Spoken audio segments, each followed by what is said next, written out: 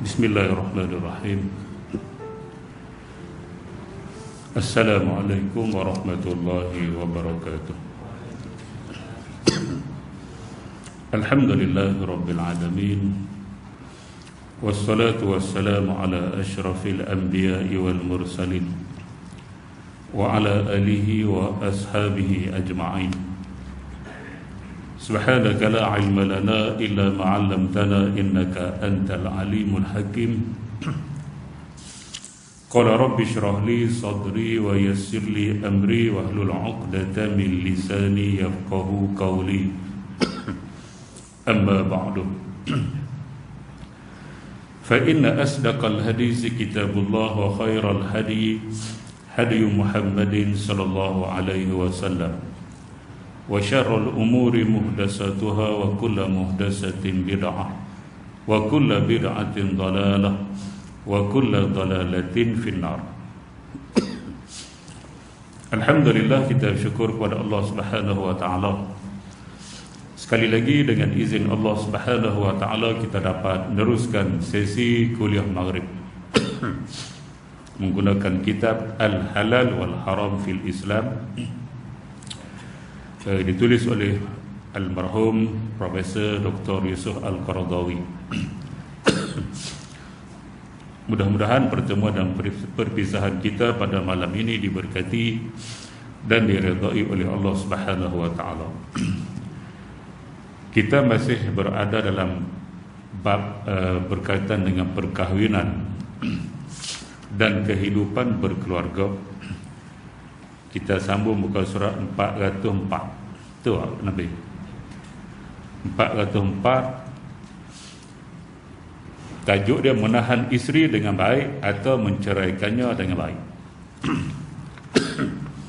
Selepas kita dah bincang bulan lepas mengenai talak, talak satu lepas satu, talak satu lepas satu.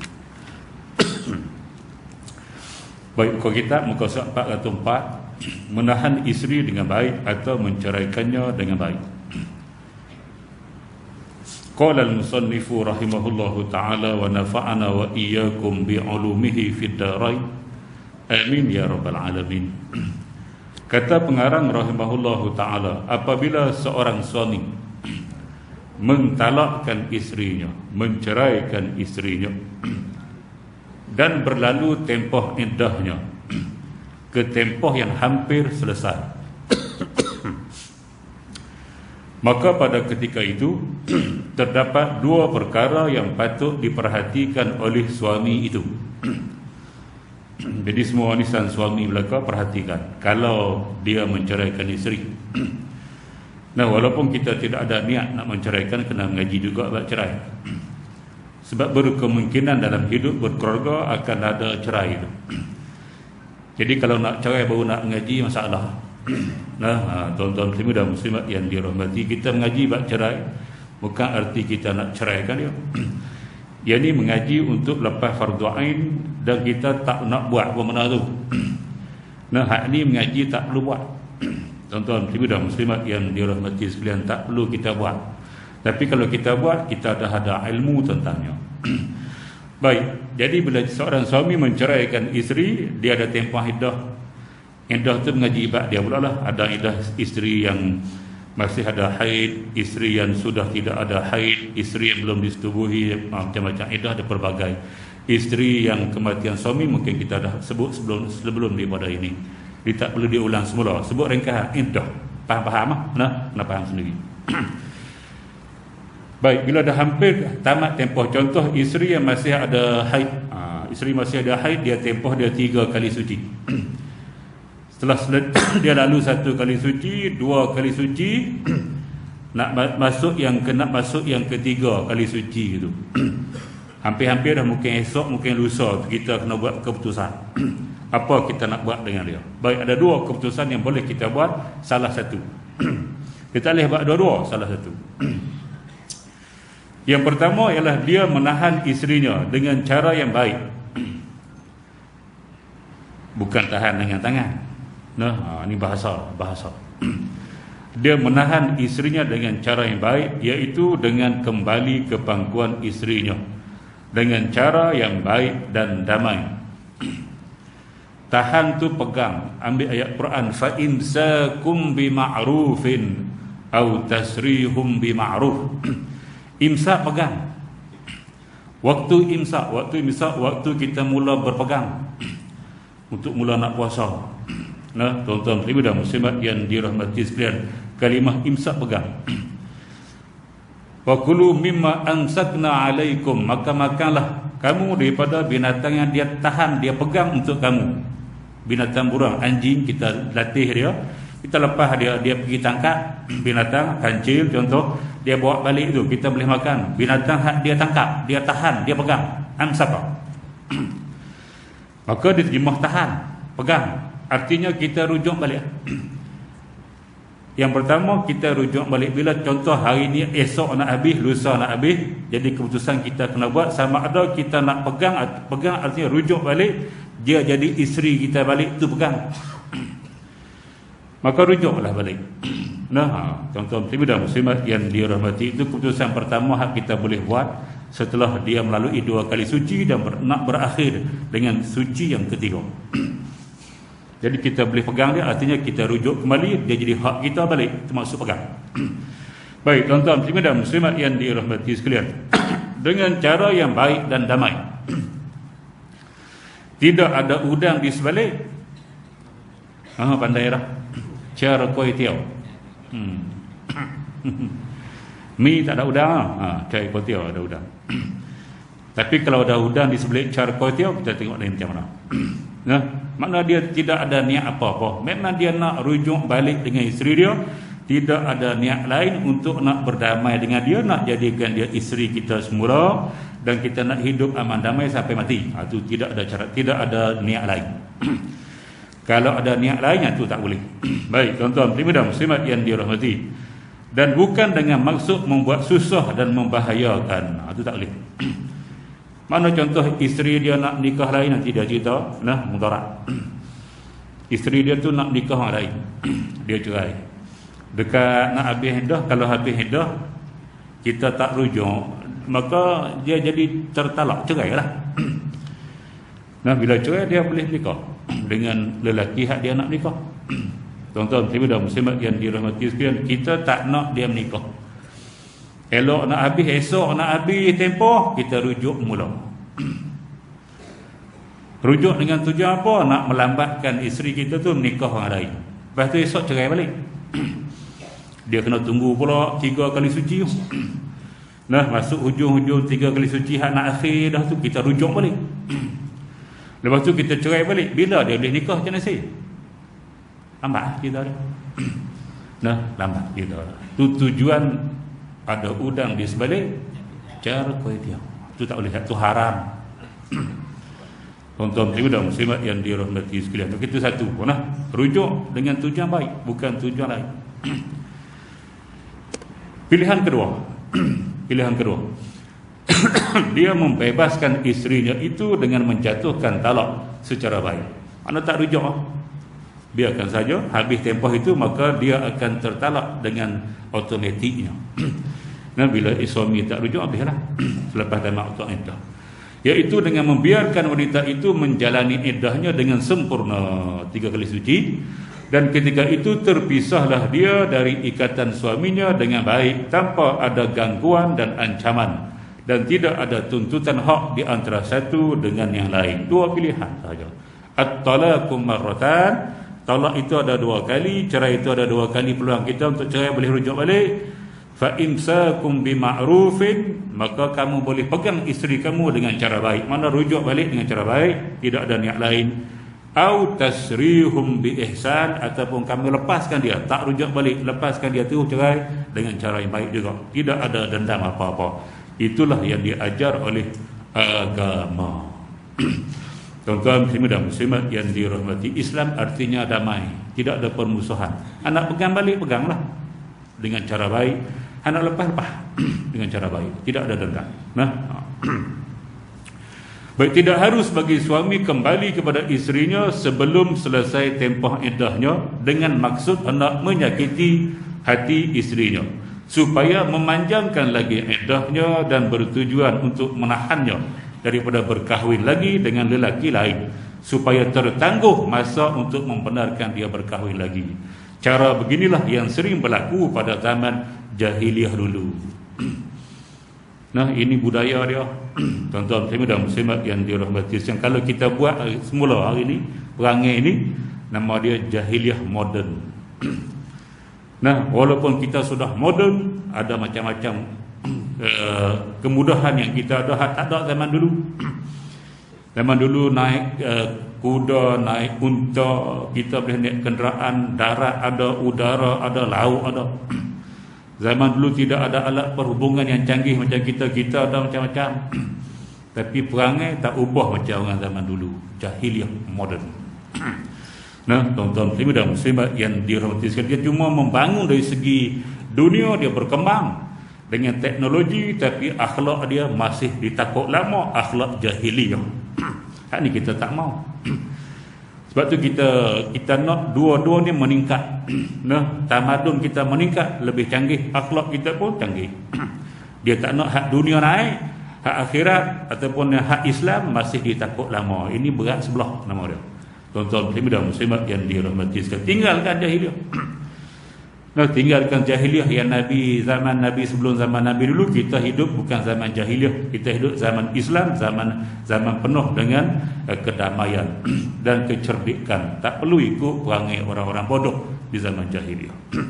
Baik, tuan-tuan dan muslimat yang dirahmati sekalian, hukum dia haram. Nah, buat macam tu hukum dia haram. Nampak macam tidak melanggar syariat, memang tak langgar. Elok nak habis, dia rujuk balik. Memang boleh rujuk sebelum habis, tak langgar syariat. Lepas tu dia cerai semula, boleh cerai. Tak ada, cerai kali kedua. Cerai boleh tekak 2 kali untuk rujuk. Lepas tu dia rujuk semula dekat nak habis, tidak langgar syariat. Nampak sama, okey ya. Di segi undang-undang dia ikut. Tuan-tuan dan muslimat yang dirahmati, tetapi niat dia lain, untuk memudaratkan isteri, maka niat itulah yang dikira jahat. Innamal a'malu binniyat. Walaupun nampak di segi zahir dia seiring sekata dengan syariat, tak canggah apa-apa, tapi niat dia untuk memudaratkan isteri dia, itulah yang kata haram dan berdosa. Nah, Islam dia 3. Dia zahir, ada batin, ada perkataan. Ada zahir, ada batin, ada perkataan. Dikira semua. Baik, tuan-tuan dan muslimat yang dirahmati sekalian, Allah Subhanahu wa taala mengharamkan penganiayaan terhadap wanita dalam Al-Quranul Karim, sebagaimana firman Allah Subhanahu wa taala, a'udzubillahi minasyaitonir rajim. Wa idza talaqtumun nisaa fabalaghna ajalahunna fa'amsikuhunna bima'ruf aw sarrihuhunna bima'ruf ولا تمسكوهن ضرارا لتعتدوا ومن يفعل ذلك فقد ظلم نفسه ولا تتخذوا آيات الله هزوا واذكروا نعمة الله عليكم وما أنزل عليكم من الكتاب والحكمة يعظكم به واتقوا الله واعلموا أن الله بكل شيء عليم. صدق الله العظيم. Surah Al-Baqarah 231. 231. Maksudnya, dan apabila kamu menceraikan isteri-isteri kamu, kemudian mereka hampir habis tempoh iddahnya, wa iza talaqtumun nisa, apabila kamu telah menceraikan isteri. Talaqtum fi'il madhi, ngaji bila sikit-sikit. Nak kita kata Quran bukan mudah-mudah kita nak tafsir. Dia kena mengaji ilmu dia. Nah, tuan-tuan dan muslimat yang dirahmati sekalian, wa iza talaqtumun nisa, apabila kamu telah menceraikan. Talaqtum artinya fi'il madhi past tense, telah cerai. Fabalagna ajalahun, fabalagna pun fi'il madhi, telah mencapai, telah sampai. Balagha sampai, balik sampai, akil berakal, balik sampai umur. Fabalagna maka telah sampai, ajalahunna tempoh iddahnya, ajal tempoh. Nah, walikulli ummatin ajal, Setiap umat itu ada ajal yang ditempoh dia. Fa iza jaa ajaluhum la yastakhiruna sa'atan wa la yastaqdimun. Bila sampai ajal tempoh dia, maka tidak akan didahulukan ataupun diakhirkan walaupun satu saat. Baik, apabila telah sampai tempoh iddahnya, macam mana kita nak faham? Tuan-tuan muslimin dan muslimat yang dirahmati sekalian, kita duduk mengaji dalam fiqh. Bila dah sampai tempoh, tak boleh dah kita nak rujuk. Sebab apa dia kata fa balagna ajalahunna fa amsikuhunna bima'ruf au sarrihuhunna bima'ruf. Maka hendaklah kamu pegang mereka dengan baik, artinya rujuk, ataupun kamu ceraikan mereka dengan baik. Cerai memang boleh. Bila habis iddah tu 3 kali suci, cukup 3 kali suci, memang dia cerai dah. Tapi macam mana kita nak rujuk sedangkan sudah sampai cukup tempoh 3 kali suci? Quran sebut dengan fi'il madhi. Tuan-tuan dan muslimat yang dirahmati, tengok terjemah apa bawah. Kemudian mereka hampir habis tempoh iddahnya, hampir, diterjemah hampir. Macam mana boleh jadi hampir? Ambil Quran noh. Nah, tuan-tuan dan muslimat yang dirahmati, ngaji pergilah sikit Cik Nasir. Reduk saja. Kita tak ngaji tak tahu, kita ingat mudah. Kita pergi ayat lain. Wa iza kumtum ila shalah fagsilu wujuhakum. Dan apabila kamu kumtum tu telah melaksanakan solat, fagsilu wujuhakum, maka basuhlah muka kamu. Mana ambil wudu? Betul ayat tu? Betul. Solat habis dulu baru ambil wudu. Ayat tu kumtum telah selesai solat dah. Mana ayat tu dengan makna fi'il madhi, dengan makna hampir melaksanakan solat, ambil wuduk dulu. Mana ada fi'il madhi dengan makna hampir nak berlaku. Qad qamatis solah, tutup bila ada qamat. Qad qamatis solah, qad qamat arti telah didirikan solat, telah didirikan solat, telah didirikan, mana baru nak solat. Maka di situ dengan makna hampir nak dilaksanakan solat. Itu nama dia ilmu bahasa Arab yang kita nak kena ngaji bila kita nak tafsir Quran. Bukan boleh tafsir mudah-mudah tanpa menguasainya. Hari ini banyak orang nak tafsir Quran ikut kepala otak dia. Tuan-tuan dan muslimat yang dirahmati sekalian. Baik. Wa iza talaqtumun nisaa fa balagna ajalahunna, apabila kamu menceraikan isteri-isteri kamu, kemudian mereka hampir ni hak tafsir ni. Hak terjemah secara tafsir. Terjemah secara betul, telah selesai waktu iddah. Kemudian mereka hampir habis tempoh iddahnya, maka bolehlah kamu pegang mereka, rujuk. Pegang tu rujuk dengan cara yang baik, atau lepaskan mereka dengan cara yang baik. Itu cara hak boleh kita buat setakat tu kan. Allah kata apa? Dan janganlah kamu pegang mereka yang dirujuk semula dengan maksud memberi mudarat, kerana kamu hendak melakukan kezaliman terhadap mereka. Dan sesiapa yang melakukan demikian, maka sesungguhnya dia menganiaya dirinya sendiri, zalim. Dia menzalimi diri dia sendiri. Sebab apa menzalimi diri dia sendiri? Dia kan menzalimi isteri dia. Bila nak habis iddah, dia pergi rujuk, nak bagi lambat. Lepas tu cerai semula. Lepas tu nak habis iddah, dia pergi rujuk. Dia sedang menzalimi isteri dia. Kenapa Quran kata dia menzalimi diri dia sendiri? Jawab, malam ni aku belanja free. Nak makan apa cakap?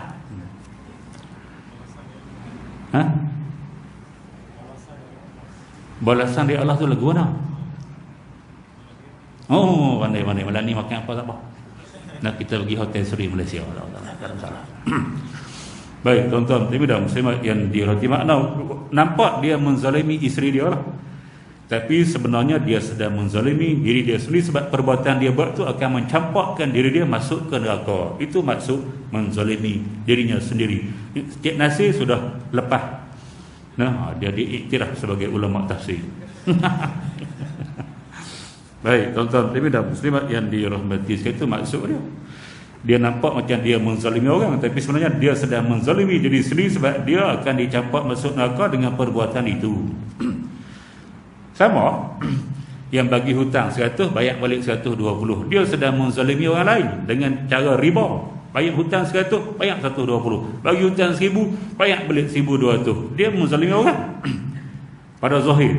sebenarnya dia sedang menzalimi dirinya sendiri, sebab dengan dia melakukan riba, dia akan dicampak masuk ke api neraka Allah Subhanahu wa taala. Makna setiap dosa kita buat, maka kita menzalimi diri kita sendiri, sebab kita sedang mencampakkan diri kita ke lembah binasa. Baik, tuan-tuan dan muslimat yang dirahmati sekalian, dan janganlah kamu menjadikan ayat-ayat hukum Allah Subhanahu wa taala itu sebagai ejek-ejekan dan permainan. Allah buat hukum cantik dah, tapi kamu pula pergi niat kok lain. Nah, niat kok lain tu kamu sedang mempermain-mainkan hukum Allah Subhanahu wa taala. Dan kenanglah nikmat Allah Subhanahu wa taala yang diberikan kepada kamu. Perempuan ni, ini perempuan kena kenang. Perempuan zaman jahiliah depa tak dapat macam ni. Nah, suami depa boleh cerai bila-bila masa, boleh buat perangai macam ni. Dekat nak habis dah rujuk mula, lepas tu cerai mula, dekat nak habis dah rujuk semula. Ada hak melakukan sumpah tak nak bersama dengan isteri dah. Sumpah tak nak bersetubuh, nanti kita akan baca selepas dia berani ilak dalam Islamnya.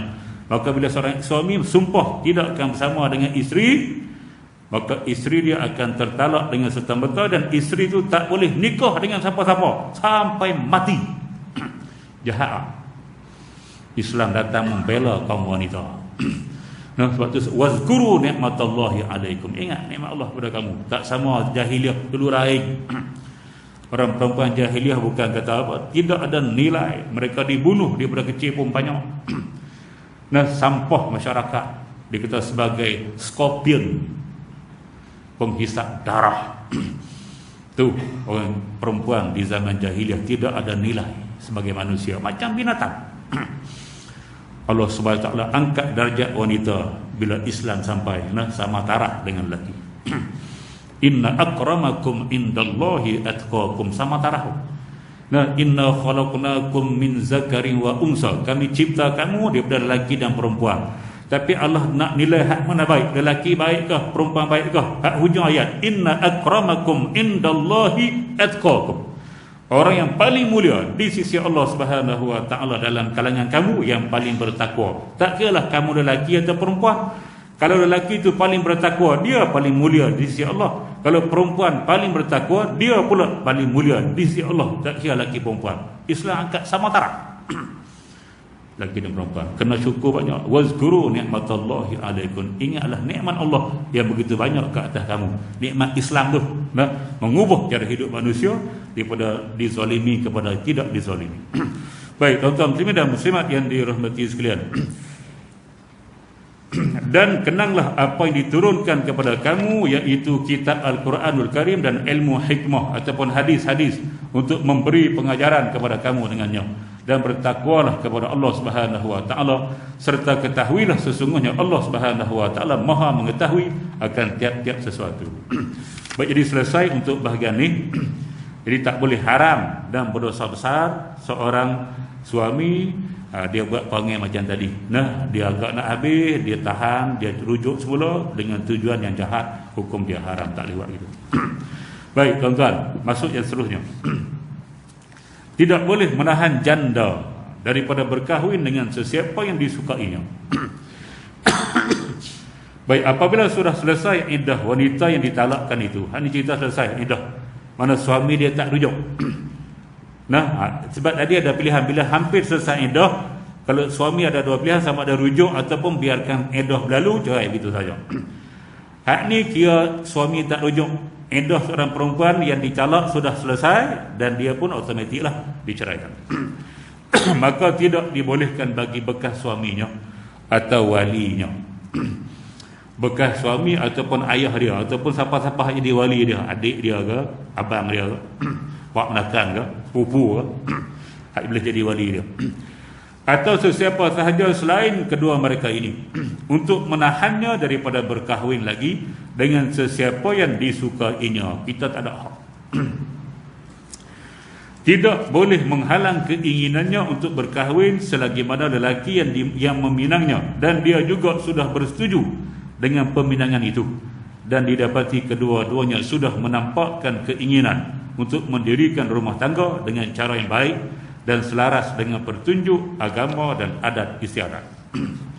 Apa yang biasanya berlaku pada setengah lelaki yang cuba menunjukkan kuasanya ke atas isterinya yang sudah ditalaknya agar dia tidak boleh berkahwin lagi dengan bekas isterinya itu adalah dengan cara mengancamnya atau mengancam kaum keluarganya dengan meninggalkan bala bencana ke atas mereka, dengan menimpakan bala bencana ke atas mereka jika bekas isterinya itu ingin berkahwin lagi. Semua ini adalah dari amalan kaum jahiliyah pada ketika dahulu juga.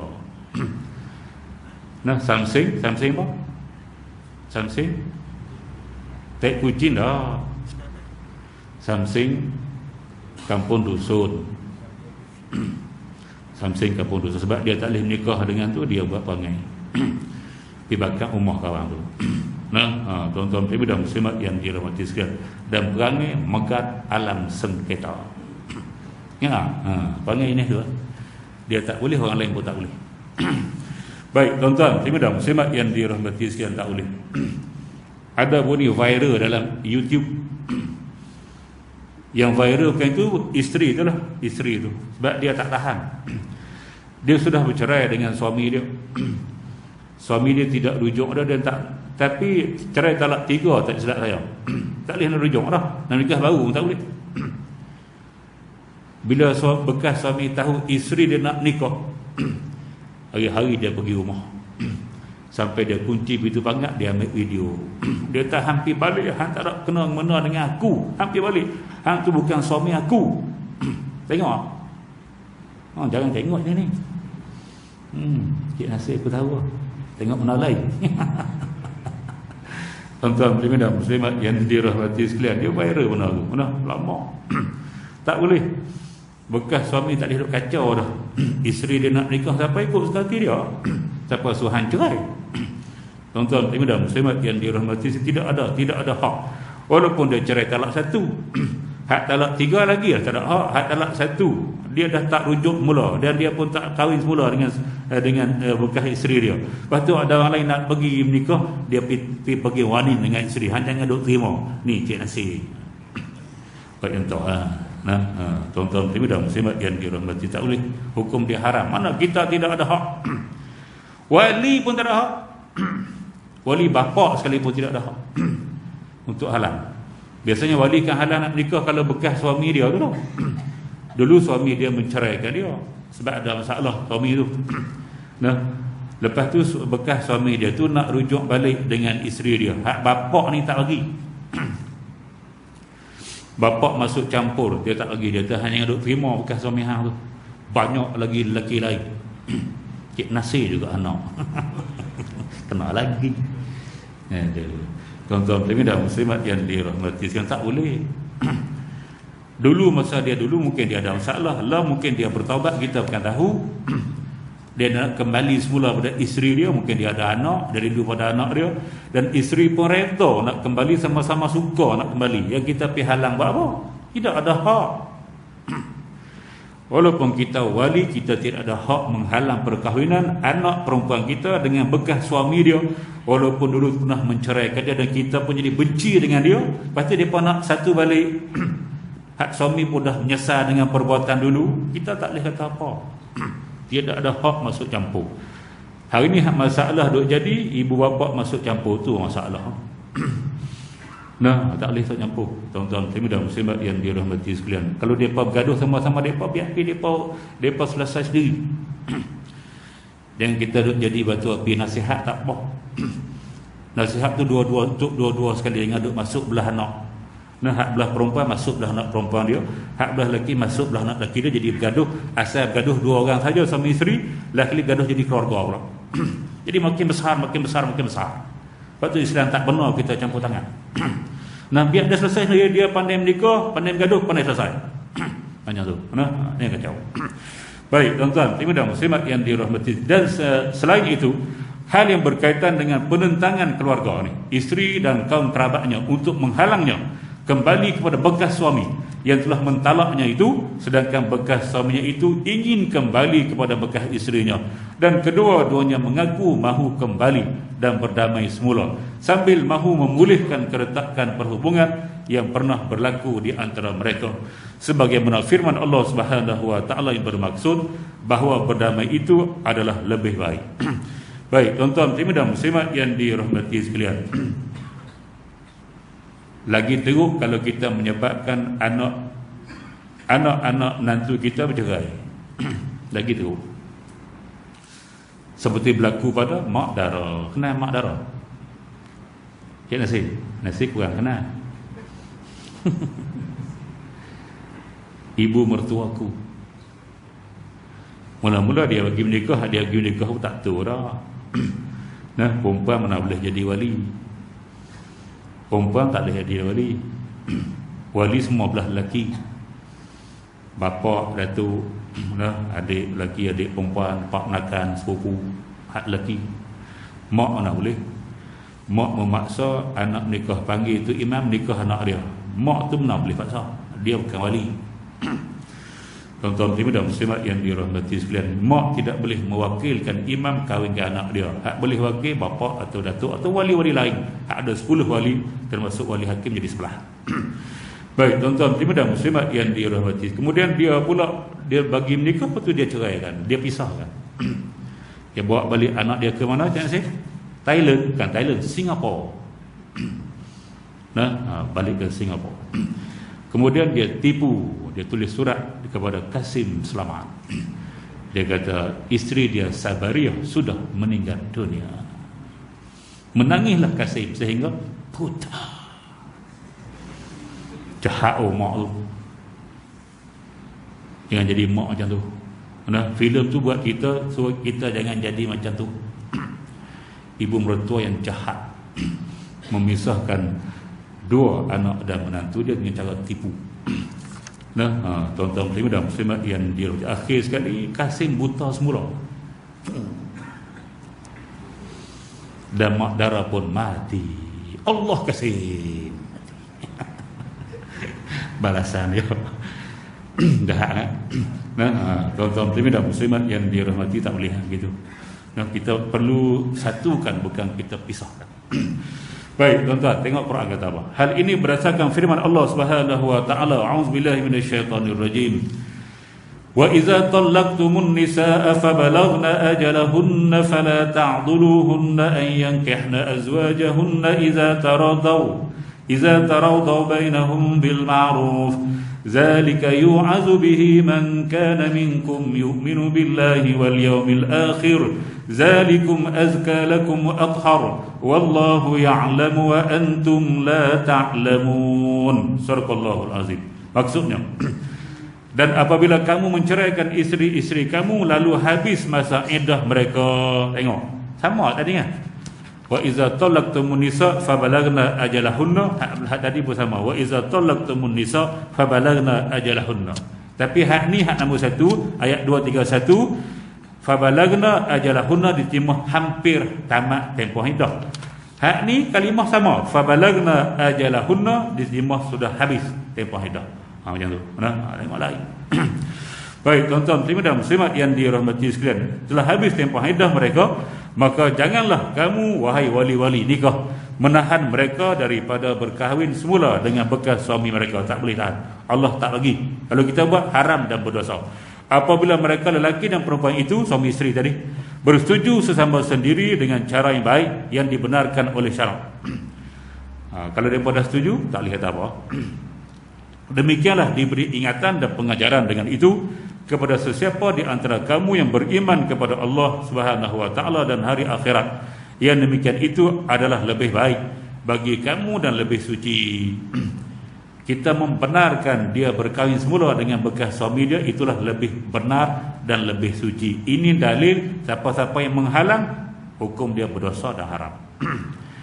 Dan ingatlah Allah Subhanahu wa taala mengetahui akan apa jua yang baik untuk kamu, sedang kamu tidak mengetahuinya. Kita rasa dia nak balik semula dengan suami dia. Kan suami dulu ceraikan dia, jahat suami dia tu.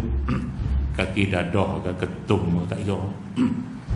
Tiba-tiba lepas cerai, macam mana dia nak balik mula?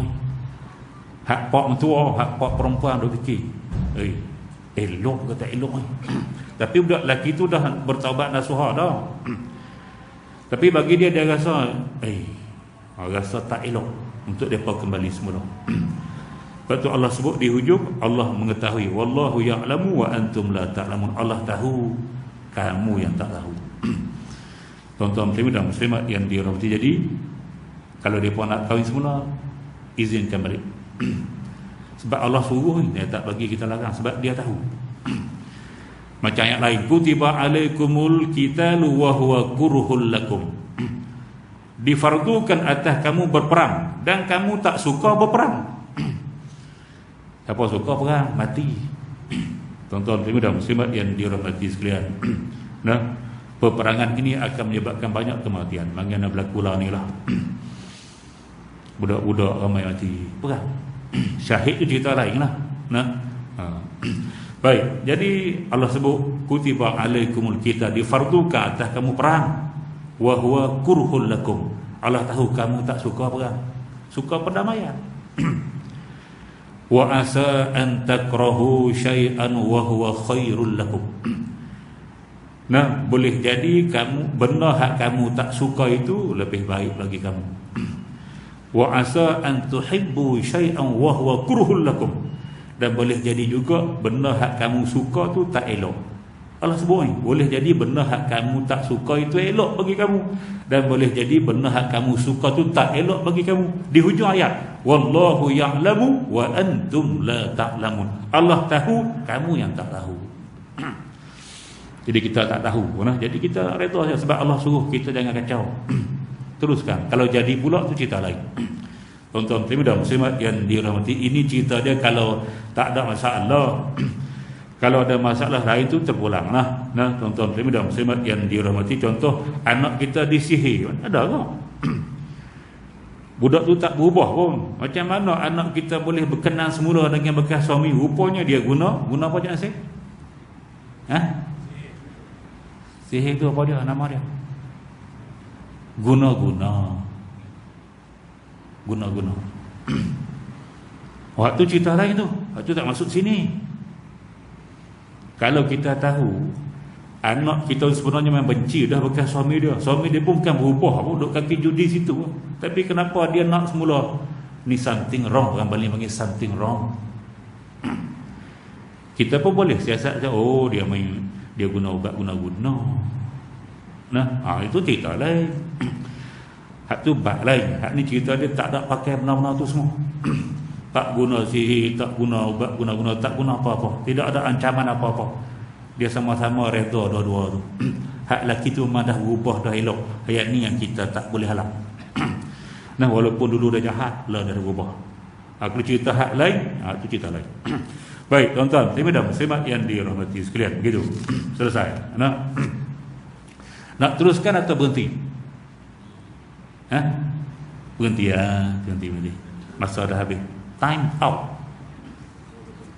Ni tengok soalan kalau ada.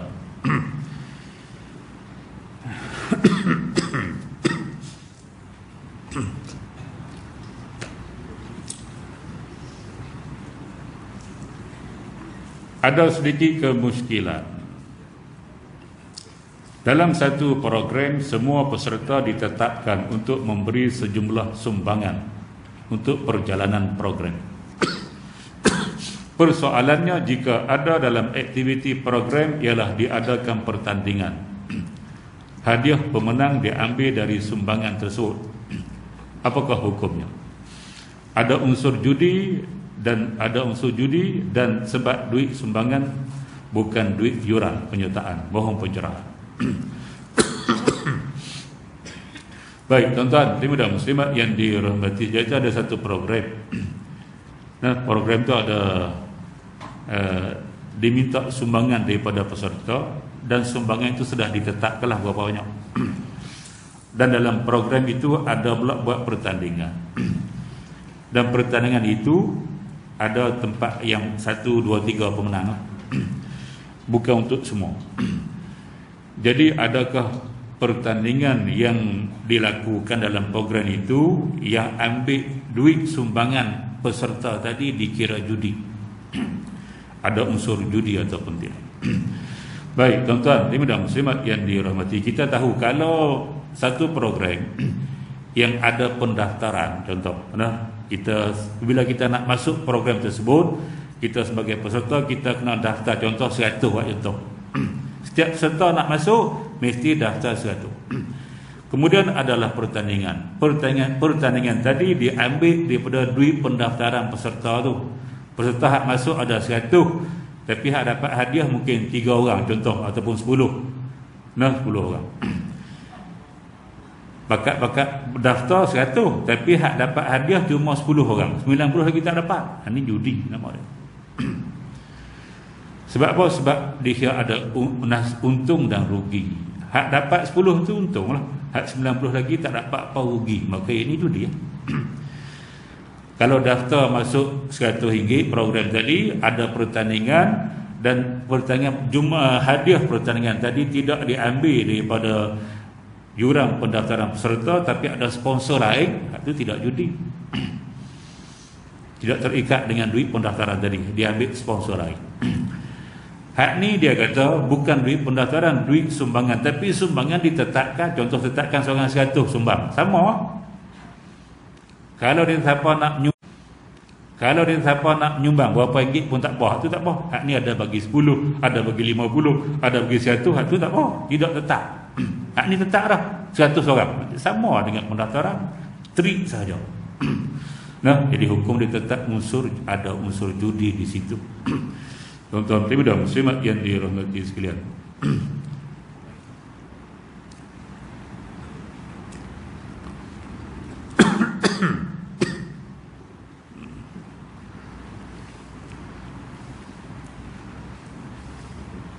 Hukum membaca Al-Quran dengan tujuan minta sedekah di kaki lima, kedai atau tempat orang berkumpul ataupun bank. Baik, tuan-tuan dan muslimat yang dirahmati sekalian. Quran diturunkan dan disuruh baca. Baca, faham makna, amal hukum hakam dia. Baik, bila kita baca Quran memang dapat pahala. Nah, Nabi sebut, aku tak cakap alif lam mim itu satu huruf. La aqulu alif lam mim harfun, walakin alif harfun wa mim harfun wa lam harfun.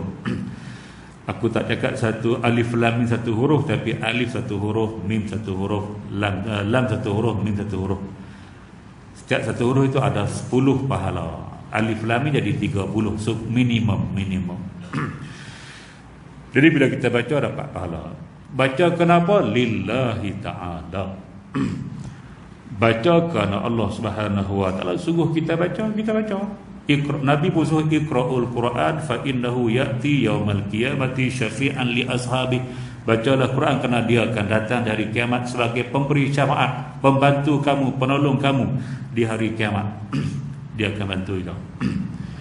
Baca kerana Allah, liwajhillah, kerana Allah Subhanahu wa ta'ala. Bila kita baca ada udang di sebalik, cara itu masalah. Nah, baca nak bagi orang kesian kita, nak bagi nampak kita ni pegang agama. Baca Quran nak bagi orang derma. Baca Quran nak bagi tujuan orang derma. Tu ada udang di sebalik cara kotiau. Kalau dia baca tak ada tujuan apa-apa, siapa nak derma lah, tak ada derma pun tak apa. Dia memang nak baca kerana Allah, nak pendengarkan Quran, tak apa. Tapi kalau kerana nak bagi orang kesian kat dia untuk derma dengan dia baca Quran, sebab dia nyanyi lagu SG Bank tak jadi. Pakai ribbon hitam, no? Orang tak nak derma, dia tukar baca Quran pula, Yasin pula. Nah, hukum dia haram. Kalau dia jadikan Quran sebagai loncatan untuk dia dapatkan rezeki, untuk dapatkan sedekah orang, maka haram. Tuan-tuan dan muslimat yang dirahmati, siapa nak diminta sedekah angkat tangan. Yang saya nak diminta sedekah, aku nak cerita ilmu kau minta sedekah. Baik, dia minta sedekah untuk apa? Sebab dia tak ada duit nak makan. Cik Nasir makan sayur pagi, capati 3 biji, RM10. Sekali lewat ayam. Contoh dia perlukan RM10 sehari untuk makan. Makan tak wajib 3 kali, sekali nak parah. Nah, 2 kali pun boleh. Jadi dia perlukan 10 ke RM15 untuk dia makan. Maka dia tak ada duit. Dia boleh tak tahu tak sedekah. Cukup 15 wajib berhenti. Keperluan dia RM15 sahaja. Cukup yang lebih RM15 tutup pergi makan. Esok nak makan pula tak ada duit, perlu 15. Tak, 15 cukup, 15 berhenti, cukup. Sakat tu dia boleh minta sedekah. Tuan-tuan muslimat yang dirahmati, okey, baju dia dah 3 bulan tak tukar, dia nak beli baju. Baju apa ringgit? Cik Azim, bandar. Tanya Jan. Okey, baju 30. Aku okey sampai 30 stop. Tambah duit makan 15, 45 stop. Tak boleh dah. Lebih daripada itu haram dan berdosa. Minta sedekah bukan profesion.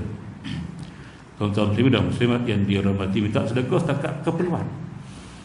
Ni minta sedekah dari pagi sampai malam. Pukul 8 pagi ada di Bank Islam. Nanti balik kuliah pergi ada lagi orang yang sama.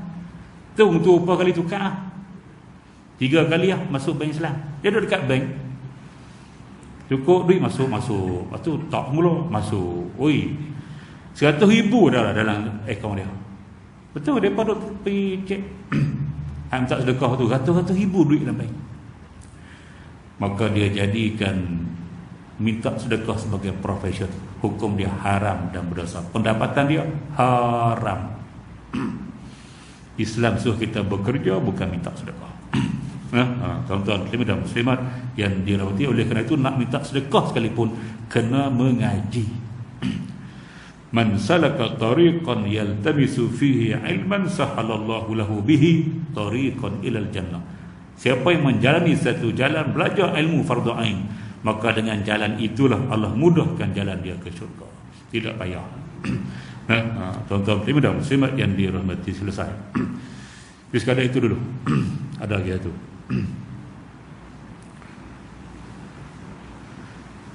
Apa hukum pergi buat umrah dengan berhutang apabila sampai sana meninggal? Baik, tuan-tuan dan muslimat yang dirahmati sekalian, umrah dengan haji. Bila pergi haji lah, kita mampu baru kita pergi. Kalau kita tak mampu, kita nak berhutang, boleh atau tidak? Boleh. Dengan syarat kita boleh membayar hutang itu. Mana kita berhutang dengan bank, contoh kita nak guna 15,000, 20,000, kita hutang dengan bank, bank luruskan hutang kita sebab kita mampu bayar. Dari segi selit gaji kita, bebanan hutang kita tak banyak, kita boleh bayar sebulan 300 contoh, bank luluskan. Maka kita mampu tu, kita mampu bayar. Tak ada masalah, hutang pergi lah. Sampai sana mati tu cerita lain. Mati cerita lain. Cerita dia berhutang, dia mampu bayar. Kalau dia hutang, dia mampu bayar, boleh. Nak pergi umrah, dia nak guna 10,000, dia hutang dengan bank rakyat juga contoh, dan dia bagi slip gaji dia semua, pengesahan majikan dia semua, bank tengok okey lulus sebab dia mampu bayar, maka dia ambil duit tu pergi umrah, mati sana, tak ada masalah. Tuan-tuan dan muslimat yang dirahmati, sebab dia mampu bayar. Kalau tapi hutang dengan hutang dengan manusia, hutang dengan bank lah, bank Islam ataupun perbankan Islam yang tidak mengamalkan riba. Bila dia mati, dia takaful akan cover dia punya hutang, selesai. Ada masalah. Tuan-tuan dan muslimat yang dirahmati sekalian, macam tu. Hutang dengan orang masalah. Bila hutang dengan manusia, pergi mati sana, siapa nak bayar? Waris. Maka waris wajib membayar apa yang dia hutang. Kecuali orang yang memberi hutang itu mengatakan aku menghalalkan hutang itu, selesai. Kalau dia tidak halal, maka waris kena bayar. Tuan-tuan dan muslimat yang dirahmati, dia kata kami tak tahu, ayah pergi berhutang ni kami tak tahu, tidak ada tidak ada tahid cicak, tidak ada bukti. Sebab tu bila berhutang kena ada tarik cicak. Quran suruh kita tulis hutang kita. Ya ayyuhallazina amanu iza tadayantum bidainin ila ajalin musamma faktubu. Wahai orang-orang beriman, bila kamu nak berhutang sampai tempoh-tempoh tertentu, maka tulis. Tak wajib tulis, sunat tulis. Bila-bila lagi nak pergi Mekah, burung pun kena lepas. Tu je Aziz. Takut kita mati sana, burung kita tak mati di Malaysia. Kita mati sana, dia mati di Malaysia. Sebab apa? Tak ada orang pergi makan. Anak-anak semua tak minat burung. Kita seorang minat burung, kita tinggal, mereka tak peduli pun. Habis mati habis. Nak bagi makan tak tahu bila, nak bagi ayak tak tahu bila mati, lebih hurung. Sebab tu lepas. Tuan-tuan, nah, ini kepala hutan dengan manusia. Beritahulah anak-anak ayah hutan dengan fulan bin fulan. Ni bukti dia. Nanti kalau jadi apa? Jadi apa pada ayah di Mekah? Kamu tolong bayar. Dulu ayah dah bayar yuran kamu ngaji. Tu. Katakan kalau ayah mati kamu tak boleh bayar hutang. Nah, kalau anak-anak ada duit minta ni, anak-anak ada hutang dengan orang bawah. Tuan-tuan muslimin dan muslimat yang dirahmati. Jadi kita tak masalah. Mana? Hak mati cerita lagi. Hak hutang kalau dia boleh bayar tak ada masalah. Baik, selesai. Okey, sekadar itu dulu tuan-tuan muslimin dan muslimat yang dirahmati sekalian, yang baik datang daripada Allah Subhanahu wa taala, yang buruk kelemahan diri saya sendiri. Aqulu qauli hadza wa astaghfirullahal azim li wa lakum. Wassalamu alaikum warahmatullahi wabarakatuh. Bismillahirrahmanirrahim. Alhamdulillahirabbil alamin. Wassalatu wassalamu ala asyrafil anbiya'i wal mursalin wa ala alihi wa ashabihi ajma'in. Allahumma inna nas'alukal huda wat tuqa wal afafa wal ghina. Allahumma ij'al jam'ana hadza jam'an marhuma wa tafarruqana min ba'dihi tafarruqan ma'suma wa la taj'alillahumma fina wa la ma'ana wa la man yatba'una syaqiyyan wa la matrudan wa la mahruman ya rabbal alamin. Walhamdulillahi rabbil alamin. Taqabbalallahu minkum.